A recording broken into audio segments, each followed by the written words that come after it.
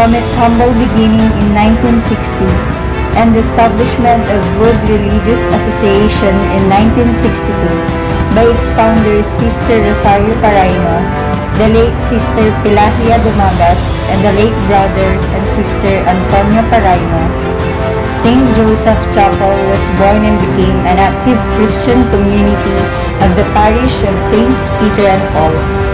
On the 10th of 2019, Father Winston Estrada announced to the community of Wood of its elevation into a pastoral station.